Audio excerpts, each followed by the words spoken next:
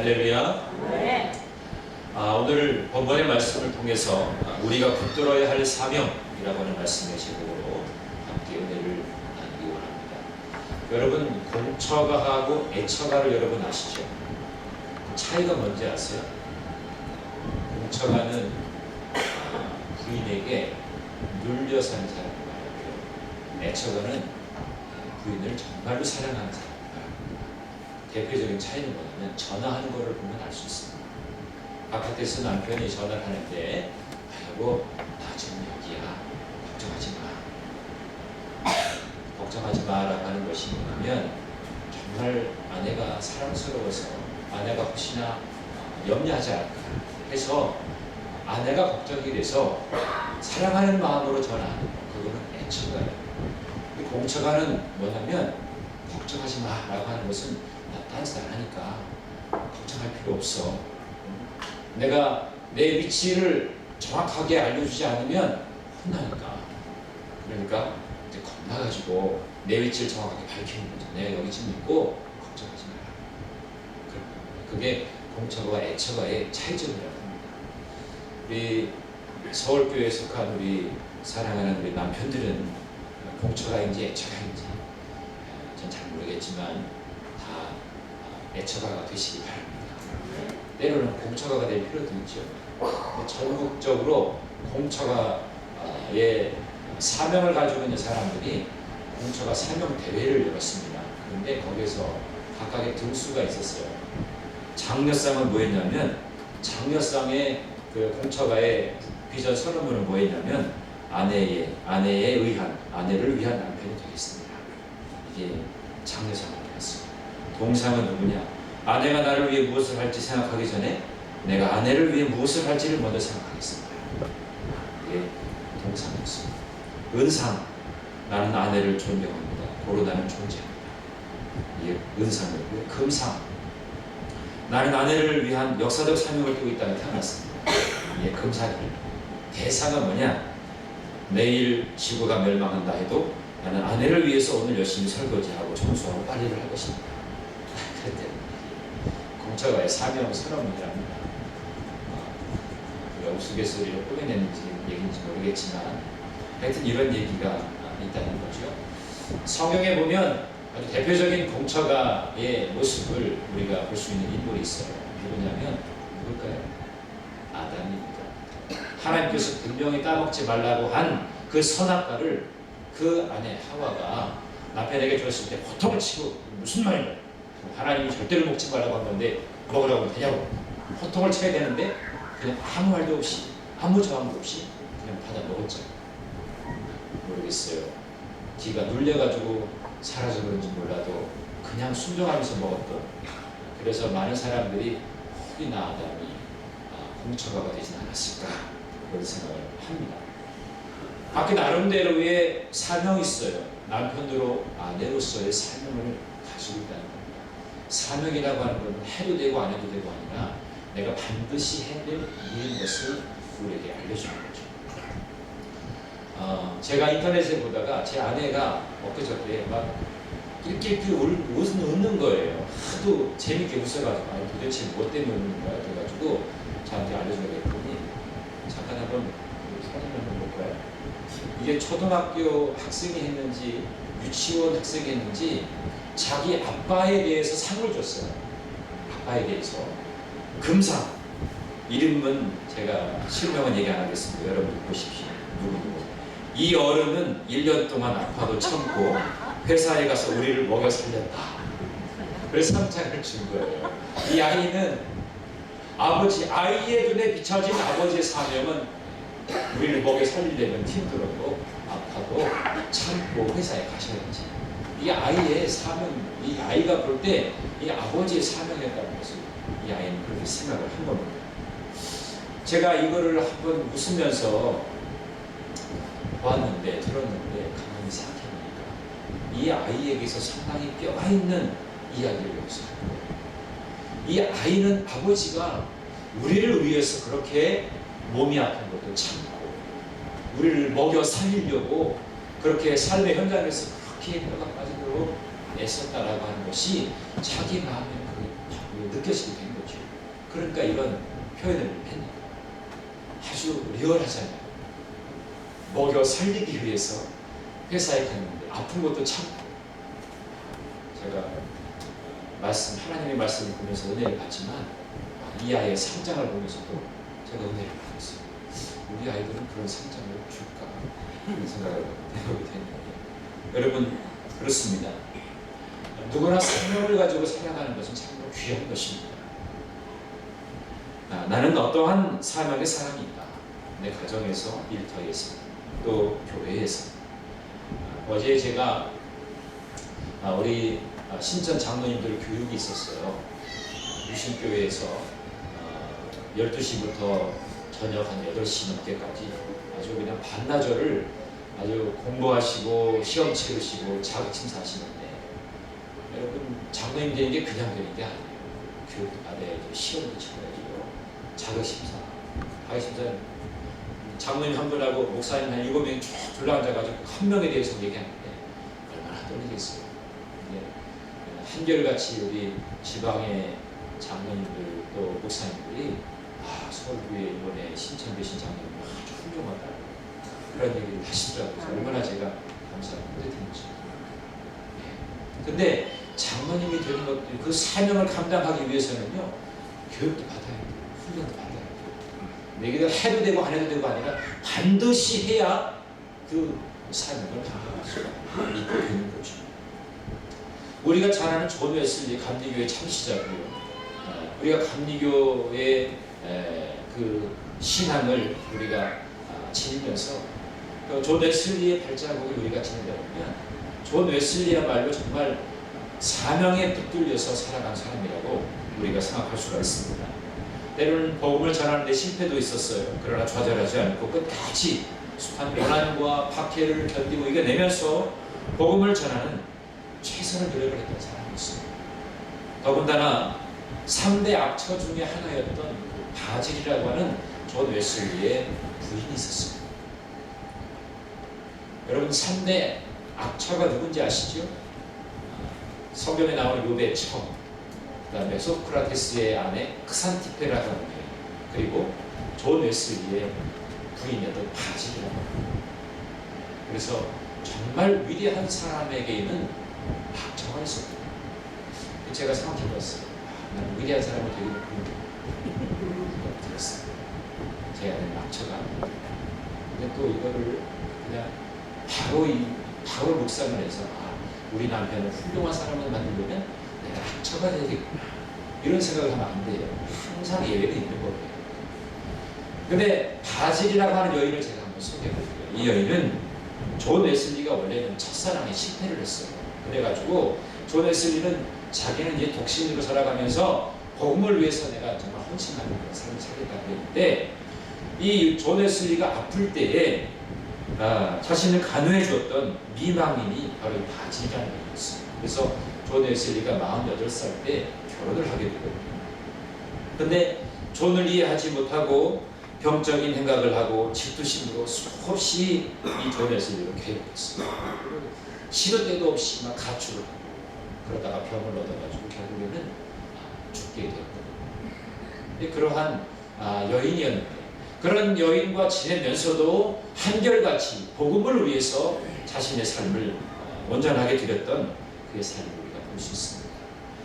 1738년 5월 24일 그가 복음적인 회심을 한 그 다음에 52년 동안 말을 타고 다니면서 복음을 전했는데, 매년 6,434km의 거리를 여행하면서 그의 생애에 총 33만 4,672km의 거리를 다니면서 전도를 했습니다. 그래서 일평생 동안 4만 5천 번 이상을 설교를 했고요. 10만 명 이상의 후계자와 500명의 순회 설교자를 길렀던 사람이 바로 존 웨슬리였습니다. 그러니까 존 웨슬리는 어떠한 위기와 어떠한 고난 속에서도 복음에 붙잡힌 바 된 사람이었다는 겁니다. 이 위대한 복음의 그 사명 때문에 자기의 전 생애를 불태웠던 사람이 존 웨슬리였습니다. 근데 가만히 보면 오늘 본문에 등장하는 사도 바울의 그러한 모습과 흡사한 모습을 보이고 있지 않은가, 그런 생각을 하게 되는 겁니다. 바울도 성격은 약간 다르지만 다메섹에서 회심의 사건을 경험하게 되죠. 그리고 복음을 전하기 위해서 남다른 사명을 가지고 수차례에 걸친 엄청나게 많은 그러한 거리를 다니면서 또 지역을 다니면서 복음을 전하였던 분이 바로 사도 바울이었습니다. 때로는 매를 맞기도 하고 굶기도 하고 잠도 제대로 못 자고 감옥에 갇히기도 하고 그러했지만 그의 복음의 열정을 그 어떤 것도 꺾지는 못했다는 것입니다. 바울은 주님의 명령을 따르기 위해서 복음 전도자의 사명을 감당했고 이제 그의 생애에 자신의 삶의 이제 마지막 부분에 와 있다는 것을 이제 감지하고 그의 영적인 아들이었던 디모데에게 권면하면서 마지막으로 당부했던 말이 오늘 본문에 나오는 그런 당부입니다. 어쩌면 사도 바울의 유언과도 같은 말씀이 오늘 본문에 기록되어져 있는 말씀입니다. 오늘 우리는 여기에서 사도 바울이 그가 평생에 품었던 전도의 삶과 또 그의 영적인 아들이었던 디모데에게 권면하는 이 말씀을 통해서 오늘 우리의 사명을 다시 한번 재확인했으면 좋겠습니다. 어떤 사람이 그런 이야기를 했습니다. 우리의 삶에는 세 번의 생이 있습니다. 첫 번째는 육신의 부모로부터 태어난 날이 나의 생일이고 두 번째는 내가 예수 믿고 거듭나서 내가 세례받는 날이 두 번째의 생일, 세 번째는 내 사명을 발견하는 날이 나의 생일입니다. 그렇게 얘기했다. 그래. 우리는 그리스도인으로 하나님의 사람으로 오늘 이 자리에 우리 모여 있습니다. 우리는 사명의 사람이 되어야 됩니다. 사명으로 인해서 우리가 우리의 삶을 살아가는 것이 우리 그리스도인들의 당연한 책임인 것을 우리는 알아야 되겠습니다. 과연 사도 바울은 디모데에게 어떤 권면을 했는지 우리가 함께 살펴보겠습니다. 첫 번째가 뭐냐면 말씀을 전파하는 삶을 산다고 했어요. 오늘 1절 말씀 보니까 하나님 앞과 살아있는 자와 죽은 자가 심판하실 그리스도 예수 앞에서 그가 나타나실 것과 그의 나라를 두고 엄히 명하노니. 엄히 명했다. 이거는 뭐냐면 내가 너에게 이거는 꼭 해야 된다 라고 하면서 그에게 사명감을 주었던 말씀이라는 거죠. 엄히 명했다. 오늘 이 자리에 여러분들 하나님께서 여러분들에게 엄히 명하는 말씀이 있다면 여러분들이 그 말씀을 여러분 마음에 품고 그것은 내가 지켜도 되고 안 지켜도 되고가 아니라 내가 이것은 반드시 지키겠습니다. 그런 마음을 품어야 될 줄로 믿습니다. 무엇을 엄히 명했느냐? 오늘 2절의 말씀입니다. 자, 2절의 말씀을 우리 함께 읽어보도록 하겠습니다. 시작. 너는 말씀을 전파하라. 때를 얻든지 못 얻든지 항상 힘쓰라. 범사의 오래 참음과 가르침으로 경책하며 경계하며 네. 말씀을 전파하는데 때를 얻든지 못 얻든지 우리가 늘 그 일을 위해서 항상 힘써야 될 것을 우리에게 권면해 주고 있다. 그게 너에게 복음을 맡은 너에게 내가 당부하고 싶은 삶이다라고 하는 것이죠. 여러분 복음을 전하는 것도 분명히 때가 있죠. 또 그 때를 얻을 수도 있지만 그 때를 얻지 못할 때도 있어요. 그러나 반드시 우리가 얻든지 못 얻든지 간에 항상 우리는 그 일을 위해서 힘써야 된다는 것이죠. 그래서 말씀을 전파하는 삶에는 두 가지의 종류가 있습니다. 하나는 뭐냐면 믿는 성도에게 말씀으로 경책하는 삶을 사는 거예요. 믿는 사람들에게는 일단 말씀이 들어왔어요. 그러나 말씀대로 행하지 못하는 부분들이 있잖아요. 그러니까 너는 리더이기 때문에 너는 복음을 전하고 가르치는 자이기 때문에 분명하고 단호하게 잘못된 것에 대해서는 가르치고 전파하고 그래서 스스로 깨달을 수 있도록 권면해 주는 것이 너에게 필요하다. 그것을 알려주고 있는 거예요. 그런데 사람들은 분명한 잘못을 지적받으면 회개하기보다는 오히려 상처받았다고 반발하는 경우가 종종 있습니다. 왜 그러냐면 3절부터 4절의 말씀에 그 이유가 나와요. 3절과 4절에 보면 뭐라고 말씀합니까? 내가 이르리니 사람이 바른 교훈을 받지 아니하며 바른 교훈을 받지 않는다고 했어요. 귀가 가려워서 자기의 사욕을 따를 스스로 많이 둔다고 했어요. 내 욕심이 충만하게 채워질 수 있는 그 누군가의 스승의 이야기를 듣고 싶어 한다는 거예요. 또 그 귀를 진리에서 돌이켜 허탄한 이야기를 따른다. 진리의 말씀을 따르는 것이 아니라 세상의 허탄한 이야기에 관심 두게 된다는 거예요. 그러니까 내가 잘못이 있어도 그것을 깨닫고 돌이켜서 회개하려고 하는 것이 아니라 나를 좋은 말로 이렇게 아첨해주는 그런 것에 관심을 두고 그런 스승을 따르기를 원하고 또 허탄한 이야기에 관심 있게 된다는 것입니다. 자, 그런 상황에서 어떻게 하라고 했는가? 5절에 말씀입니다. 그러나 너는 모든 일에 신중하여 고난을 받으며 전도자의 일을 하며 내 직무를 다하라 그랬습니다. 신중하게 대처하면서 때로는 내가 전하는 것에 대해서 상처를 받을 수도 있어, 고난을 당할 수도 있어. 그러나 그것을 받으며 내 직무를 감당해라. 이것이 사명을 맡은 자가 해야 될 중요한 중책이라고 말씀하고 있는 것입니다. 그래서 이 사도 바울이 디모데에게 믿는 사람에게 있어서는 이러한 일을 주저하지 말고 분명히 해야 될 것을 경책하라고 이야기한 줄로 믿습니다. 두 번째는 뭐냐면 믿지 않는 자에게는 복음을 전해라. 그 복음 전하는 일을 계속해서 행해라. 그런 말씀이 여기에서 나오게 되는 겁니다. 우리는 믿지 않는 사람들을 만나게 되면 모든 기회를 전도의 기회로 삼게 됩니다. 전도의 기회는 내게 주어지는 것이 아니라 내가 만드는 거예요. 내가 만드는 거예요. 가만히 있으면 전도 대상자가 오지 않습니다. 내가 가야 전도 대상자를 만날 수가 있는 거예요.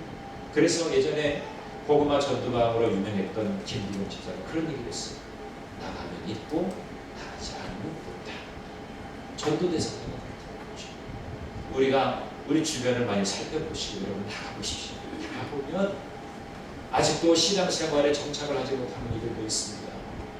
아직 예수 믿고 정말 새 사람에 대해서 온전한 삶을 살아가야 되는 이웃들이 있는데 우리가 그들을 발견하지 못했어요.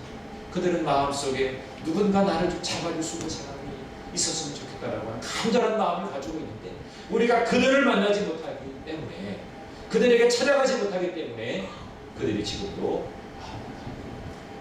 오늘 저와 여러분 이제는 나가서 이제 복음을 전하기 위해서 힘쓰는 그런 사람이 되어주고 있습니다.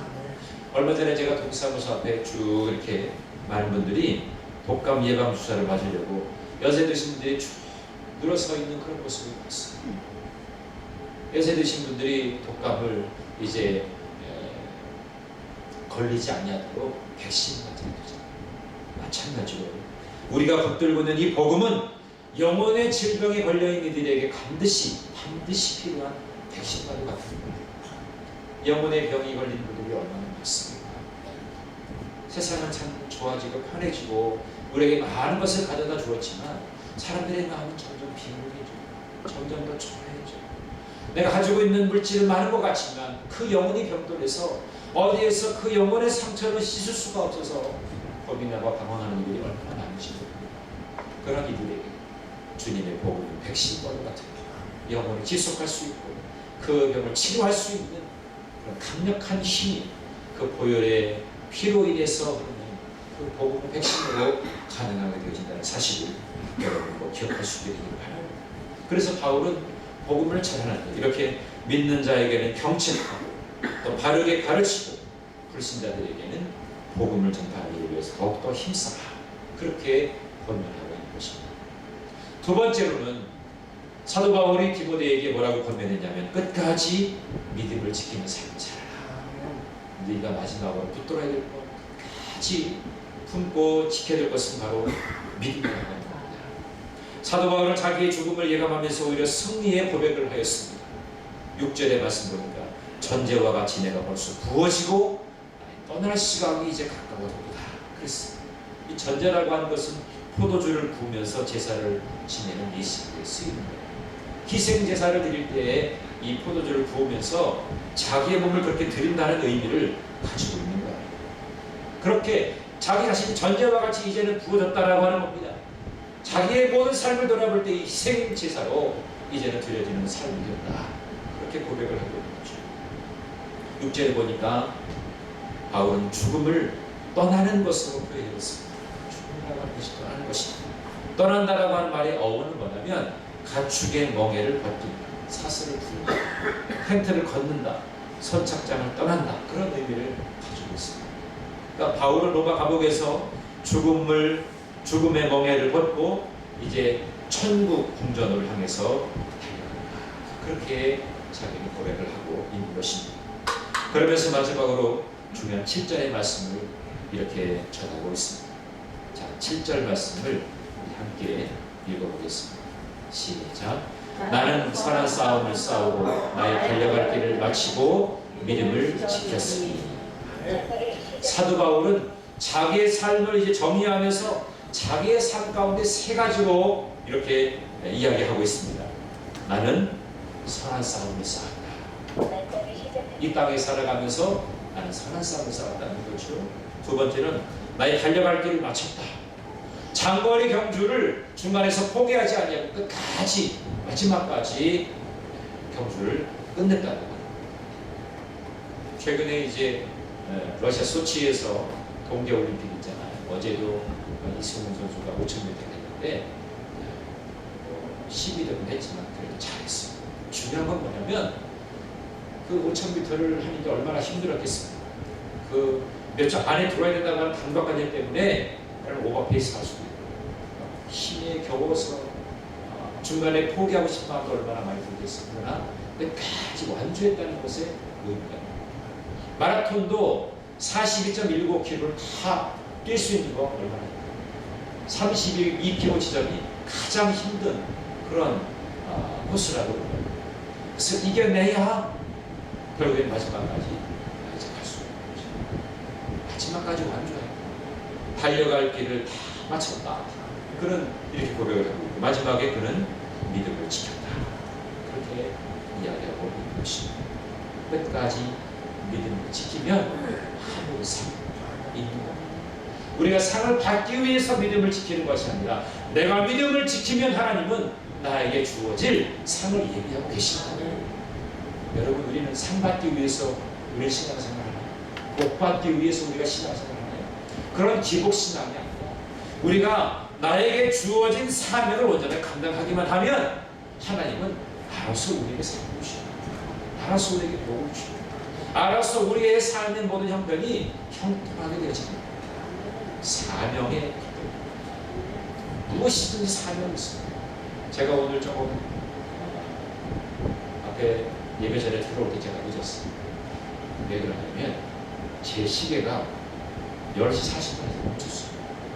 제 시계가 멈추면 갑자기 오늘 멈췄어요. 시계는 잘 돌아가야 돼. 멈추면 안 돼요. 시계의 사명은 잘 돌아가도록 어떻게 됩니까? 사명이 멈추면 혼란이 있는 사명이 멈추게 되면 모두가 다 질서가 깨어집니다. 하나님이 우리에게 주신 그런 사명, 그래서 복음을 전하는 것, 믿음을 지키는 것, 이것이 우리에게 정말 중요하다는 것을 사도 바울은 우리에게 분명해 주면서 그랬더니 하나님은 이러한 상을 예비하고 계신 것이다. 그런데 그것은 나뿐만이 아니라 주님을 사모하는 모든 사람들에게 예비되어진 것이다. 그렇게 번역하는 것입니다. 오늘 마지막 8절의 말씀을 함께 읽어보겠습니다. 8절입니다. 시작. 이제 후로는 나를 위하여 의의 면류관이 예비되었으므로 주곧 의로우신 재판장이 그날에 내게 주실 것이며 내게만 아니라 주의 나타나심을 사모하는 모든 자들이라. 아멘. 사도 바울에게 예비되어진 그런 의의 면류관이 아니라 주님의 나타나심을 사모하는 모든 자에게 의의 면류관은 예비되어 있는 거예요. 내가 사명에 충실한 사람이 되고 복음을 전하는 것을 위해서 정말 생명을 다드려서 그렇게 헌신하는 그런 삶을 살고 내 믿음을 지키면 주님께서 예비하신 그런 삶입니다. 의의 면류관이 있다는 것입니다. 그 모든 의의 면류관 여러분 모두가 소유할 수 있게 되기를 간절히 바랍니다. 말씀을 마무리합니다. 조도에서는 이런 이야기를 했어요. 당신이 남보다 뛰어나게 될 수도 있고 성공할 수도 있고 돈도 많아서 많은 사람들을 도울 수도 있지만 영혼을 구원하지 못하면 당신은 실패자입니다. 그런 얘기를 했어요.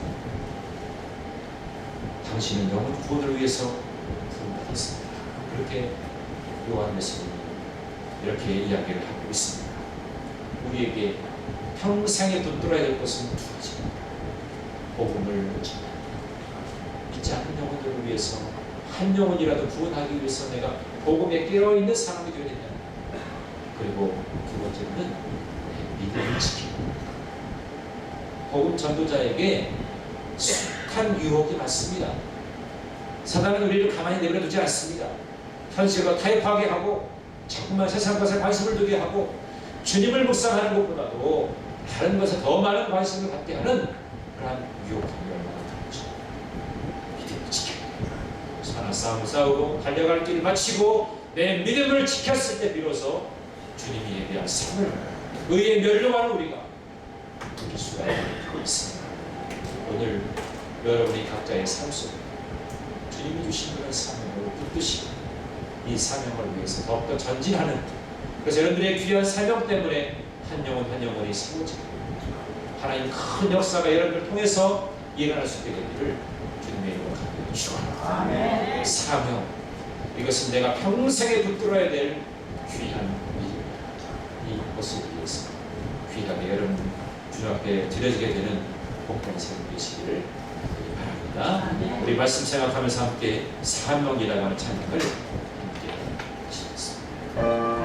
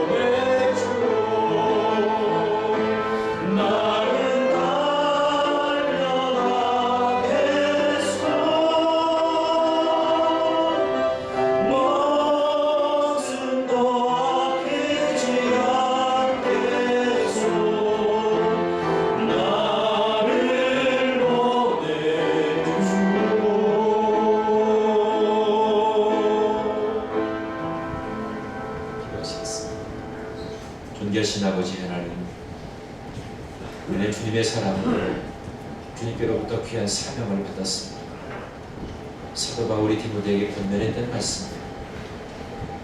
복음을 들고 말씀을 전파하는 삶을 살아가고 그 귀한 담보를 우리는 듣습니다. 끝까지 최선을 다해서 나의 믿음을 지켜야 될 것에 관해서 우리에게 권면해 주고 있습니다. 그 어떤 것이 우리를 미혹한다 할지라도 우리의 믿음을 지키는 성도가 되겠지요. 그래서 많은 영혼들이 살아나는 역사가 서울교회를 통해서 이루어질 수 있도록 주님 도와주시옵소서. 우리 각자에게 맡겨주신 귀한 사명이 있습니다. 이 사명을 잘 감당하는 주님의 신실한 자녀들이 다 될 수 있도록 도와주시옵소서. 감사드리오며 사랑 많으신 예수님 이름으로 기도하였사옵나이다. 아멘.